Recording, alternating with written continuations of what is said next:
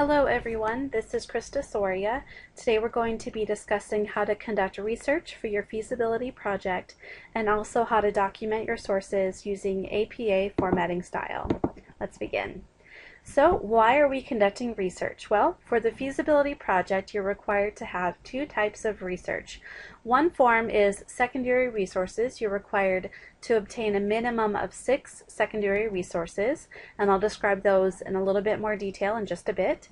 In addition to some primary research, which is in the form of 20 online surveys that you'll be distributing to your classmates. Research is important because it helps you to back up some of your claims, your assertions, and your assumptions. For example, in prior papers, I've had students write things such as, a lot of people ride their bikes to work every day in Anchorage. And I want to ask, well, what's a lot? So justify that with a fact or a statistic. Are we talking 10% of people or 20% of people who live in Anchorage commute to work daily using their bicycles? But then when you bring in research, you also support that claim by indicating that somebody else has already conducted that research, and that's the secondary research that you're setting in your paper. So if you were to write 85% of people ride their bikes to work every day in Anchorage, I would say, really, 85% of people, because most of the time I see people driving their cars to work at Anchorage, not riding their bikes. And so I would question that. Are you accurate? Is that statistic true? Is it accurate? And so when you bring in secondary resources, you essentially justify your claims, you justify your facts and your statistics. Additionally, research has the benefit of situating your paper within an ongoing academic conversation. So it's not your blog or your rant or your sort of view of the world, but in short, you're bringing in other experts to help justify some of your ideas and your claims. The secondary research that you'll be conducting for this class can come in many forms, typically in 4 types of areas. The first, and the one that I recommend the most, is relying upon peer-reviewed articles. Peer-reviewed articles undergo a lot of intense scrutiny before they are published. I myself have had over a dozen scholarly papers published at this point in my career, and I can tell you that I've also had a lot of papers be rejected because they weren't quite fit for publication. And so peer review, this is a process whereby scholars in the field, people who have PhDs and are experts in the field, will read your paper and determine if it's worthy of publication. The peer review process is essentially the gold standard when it comes to publication. And next we've got books, of course, which the downside to books is that they can be costly, and I don't expect anybody in this class, and I don't want anybody in this class to spend money on books, but you can request all of your books through the UAA library, and they can do some interlibrary loans to ship your books up from a different library if they don't have it in stock in Anchorage, but of course that takes time. So the downside to books is the time element and the money element in some cases. Additionally, with books, one of the downsides is that the publication process is itself very lengthy, and that can often mean that some of the research might be outdated by the time the book comes to print. Newspapers are sometimes okay. Most newspapers do hire a fact checker to make sure that the information that's printed is accurate. But newspapers undergo a different process than peer review. They have to be printed every single day. So certainly a lot of things, facts and statistics and so on, can sometimes be erroneously stated, and sometimes can go unnoticed. Government publications and policy reports are often reviewed before they go to print, so those are typically a good resource for you. You'll note that I don't have websites here, and that's because websites tend not to undergo this peer-reviewed process. Anybody in the world can start a website and can write anything they want on it. And it's challenging to know, what's truth, what's accurate, what's correct, and what's factual. Websites like Wikipedia are getting better, but I would rather not a student cite Wikipedia. I would rather the student instead go to the sources directly that are cited in Wikipedia and cite those direct resources. Wikipedia becomes sort of like playing a game of telephone, I think, sometimes, where something that's written in one place gets rewritten or reinterpreted in a different place, and sometimes that message can get scrambled. Also, because Wikipedia is written by many people, it's quite difficult to cite it as a source. Who's the author of that web page? That web page could have 200 authors. And so instead, if you're quoting a fact from Wikipedia, go straight to that direct source and that original article and make sure that that's accurate. I myself have done a paper trail. In one article, somebody had quoted something, so I went to that quote, that very first article, and another quote, okay, go back to that, and I followed about 5 articles, and the original article was different than what was now in the 5th article. So again, it's like playing telephone. Things change, certainly, over as people reinterpret and summarize and paraphrase, things sometimes get changed. And I recommend avoiding websites. I sometimes have students cite websites without any authors, and I think to myself, well, that website surely did not write itself, right? Some person had to write that. And so who is that person? And are they credible? Are they, are they trustworthy? Or is it, like your grandma writing something? I mean, who is this person who wrote this? And how can we be assured that that information is accurate? Now, articles, books, newspapers, and government publications and policy reports can all be located online, but instead of citing them as online sources, you're going to cite the original source. Again, you can find these things online, but you're not going to be actually citing a website. So there's a little difference there. Excuse me. So for secondary research for the feasibility project, you're going to be looking at 6 references. Interviews do not count as secondary research, generally speaking, because they are not recoverable. Additionally, a challenge with interviews, as I've already mentioned to many students, is that we're actually not allowed to conduct interviews for this course because we don't have permission to do so. So please don't count your interviews and please don't do them. So where do we begin? Well, we're going to research using the library. Before we get started, I'd like to do a little bit of brainstorming, and we're going to do this.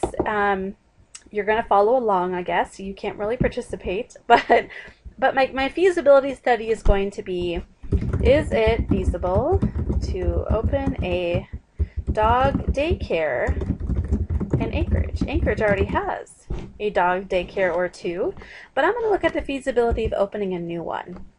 So before we get started, the very first and very most important step is to consider what type of keywords we could enter into the library database or into a website such as Google Scholar to yield the best results.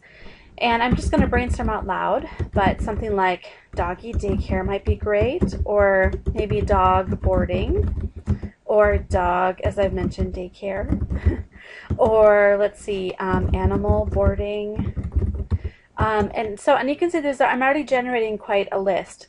But since I'm also looking at the feasibility of opening what is essentially a new business, perhaps I want to start in a different direction, opening a new business. Small business owners. One can go essentially on and on and on. But it's really important, I think, to develop anywhere from 10 to 15 keywords that you can use in your searching. So I'm going to open up right now the consortium library page, and with this page, I want to start sort of looking at the feasibility of this project. So let's see, sorry about that. So I have got here the UAA. And again, that site up on the top, it'll say consortiumlibrary.org, but you can also get here by lib.library.uaa.alaska.edu, and it will also bring you there and then redirect to consortiumlibrary.org. So a couple of places to start searching, and you'll see right away there's this great quick search feature, and that's very tempting.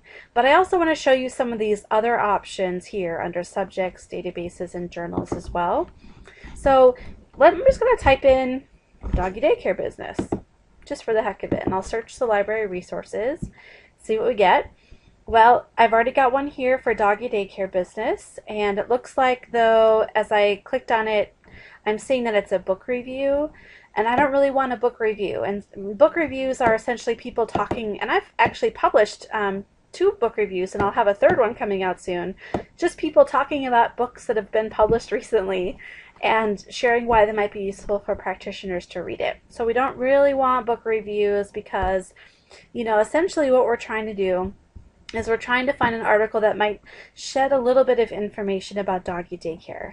And I jumped straight down, but really I should have started looking at how many results I had, which is about 4,500. And of course, that's quite a lot of results. So I have a couple of recommendations that we can choose to sort of help us out. So one is I can limit articles from scholarly publications. That's great. Let's see what we get now. 130, much more sort of friendly, right? And maybe I don't want to have to request articles, but maybe I just want to look with items with full text online. And again, oh, we're down to 130 again. So I think that's a really great place to start. And as you read some of these journal titles like this one, the Journal of Business Research, you know, that type of journal might actually give you a lot of really great information. And so, you know, you can look through your articles here and see if there's something that jumps out at you a little bit. But another way to get started is you can click on subjects. And this might help you to narrow your scope a little bit as well. So there's a lot of subjects here, many of which will pertain to your academic study. But one subject that piques my interest right away is business, because if I'm opening a doggy daycare, I'm opening a new business. So maybe I want to click on business. And what this does is this shows you a lot of different search engines that you can use that will focus more on business-related journals. I'm just going to click on Business Source Premier, just as a place to start. And it's connecting. There we go. I'm going to type in doggy daycare. And actually maybe I'll keep the same terminology, doggy daycare. Okay. I was going to switch to dog daycare, but I'll just keep it doggy. Let's see what we find. Well, I have one page, 10 results. 10 results. That seems a little bit more manageable, better than maybe 130. And so you can see that this might actually be maybe a little bit more sort of friendly for us, because again, we looked in businesses, and gosh, I'm seeing all sorts of things that pique my interest. Day camp for four-legged friends, the doggy daycare business. Let me open this one. I'm going to open up just the HTML so we can just read it on the screen. And okay, learning a little bit more. Oh, this is the book review I saw before. Not very useful. Sorry. Let's see what else we get. Oh, getting into daycare is becoming harder for today's dogs. I'm guessing that's going to have something to do with maybe the competition of doggy daycare, which might be great for us, you know, and so on. So there's many options. You don't just have to sort of start with that general search, because as you saw when I clicked on business, I immediately just got down to 10 really specific resources, and that can be really great. For those of you who want to look in newspapers, if you were to Google, you know, Anchorage Daily News, they will actually charge you to access archives. But if you go back and click on that Alaska button, and, oh, did I not? I think I must have skipped, maybe not the, oh, yeah, that was right. Let me go back. Sorry. Click here for Alaska. There, you saw that. And then newspapers. And here you have access to the Anchorage Daily News from 1985 to current, and you don't have to pay for anything. That's, I think, the #1 rule for this entire research experience, is that you should not pay for anything. So maybe you want to look at something related to dog daycare in Anchorage. Anchorage at one point, I think we're going to find a lot of, yeah, maybe not use, maybe I need to search my, be more careful about my search terms. But Anchorage at one point had published an article about how many dogs there were in Anchorage, and so you'd get an idea for your potential customers and clients and so on. But again, if you were to go to the Anchorage Daily News website to find this, they would charge you for access to their archives. And then finally, one thing that I wanted to mention is that, going back to the main home page, is that you can also search in journals. So if there's a particular journal that you wanted, like let's say, I'm just going to type in the word business and see what I can find. And here we go. Oh, let's say I'm interested in Business America. And let's see, actually, yeah, let's try that one. Business America. Sometimes what you'll find, yep, so on the right-hand side of the page, if you click on it, then you have access to all of their issues. So if there were a particular issue that you knew that you wanted or needed, you could just go straight to that issue and get that information directly there too. So if there was something that you knew you needed to request, it's helpful to go and look directly in that journal first. Or if you think, who knows, maybe there's a doggy daycare journal. I don't think so, but there might be. So if you wanted to look at something more specifically and just browse through, sometimes that's a really great strategy to use as well. So I'm just sharing with you a couple of little tricks and tips to use in the library. Of course, if you're stuck, there's all sorts of ways that you can connect with librarians. So ask a librarian up at the top is great. Nobody's ever required to physically go to the UAA library, but I think you can ask a librarian online if you had some questions and just didn't know where to start. For your progress report, which is an assignment that's coming up very soon, I do want you to tell me what some of your keywords were in your search terms. Because inevitably every semester I get one student who says, I can't find anything in the library, it's useless. And I will ask, what keywords did you use? And they might use 2 different keywords.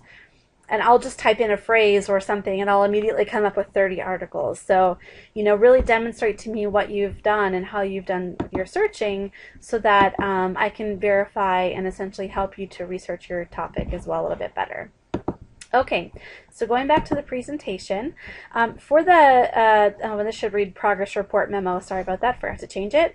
What I'm asking that you do is that you discuss your library research in detail. The assignment that I've written is also an example to guide you. So there's some sections that you can read in the actual assignment.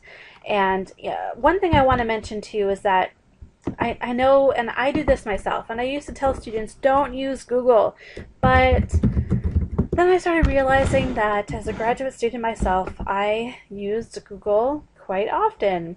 So let me provide you with some hints to make your Google search experience a lot better.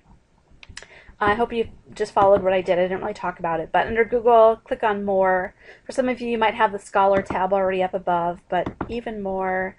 I'm going to scroll down, and there's a nice Scholar feature in Google. And one thing that you can do, which is fantastic, is to click on your settings, and you can set your preferences. Oh, I think that's the wrong tab.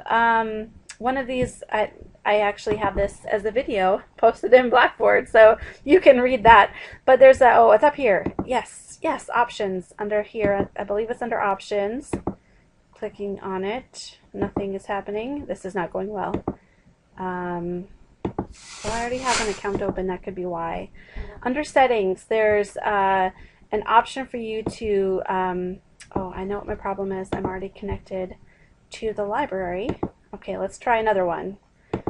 Sorry, folks. I'm usually not as scatterbrained. I'll try to work my way through this really quickly for you. So sorry.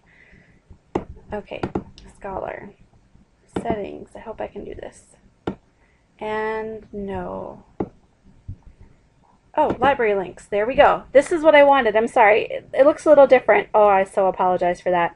Okay, so under Scholar, under that little settings feature, you can type in what library you want to link to. So you can type in the University of Alaska Anchorage so that when you actually search for things and find things, it will connect to your nearest library, which is so fantastic.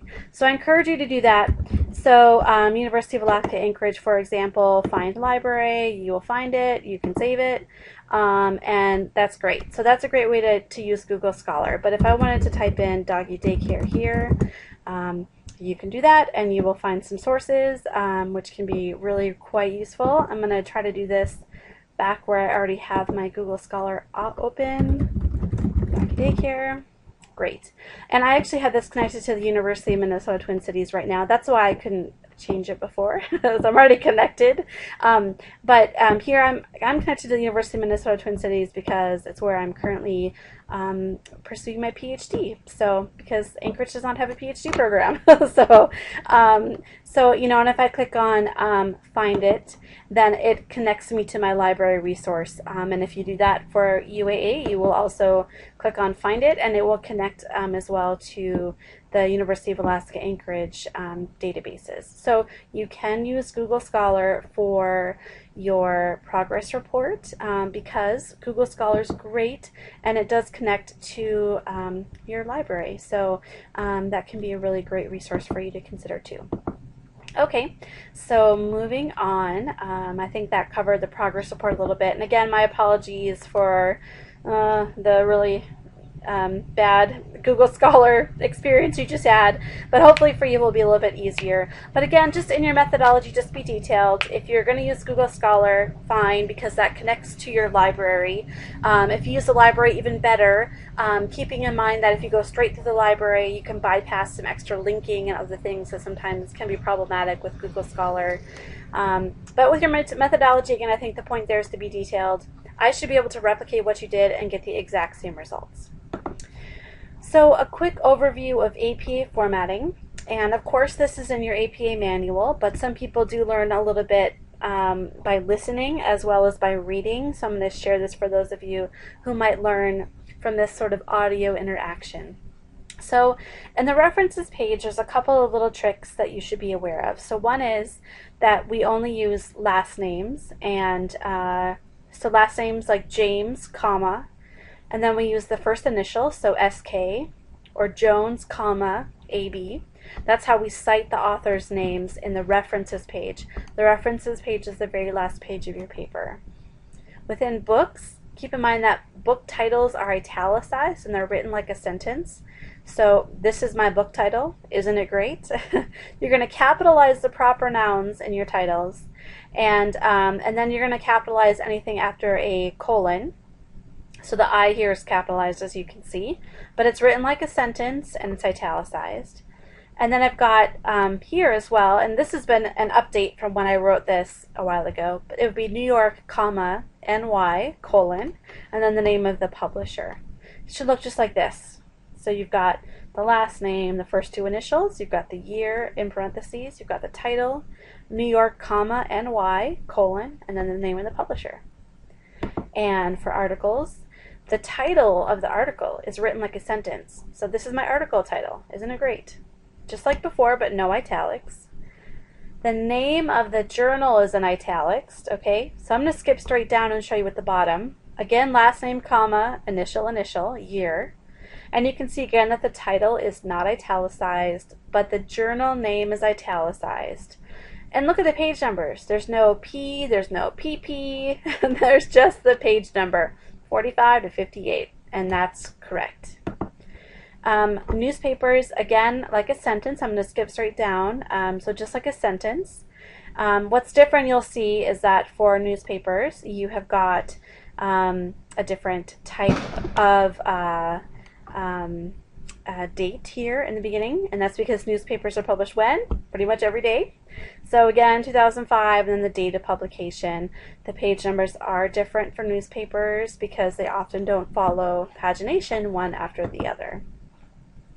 So I don't think I'm going to talk about this too much other than to say if you're going to quote something, use page numbers. Whenever you're citing information from a source, always state the author and the year of publication. So don't state the first name of the author, just the author's last name. So here's an example down at the bottom. Jones writes that kitties are very cute, but Simon disagrees, knowing that puppies are way cuter. So Jones, we got the year of publication, and then what Jones wrote, and what Simon wrote as well in response. Oh, and I'll just share, again, a quote up above. Quotes, you always need the page number, so include that, and that's a little P in the parentheses there as well.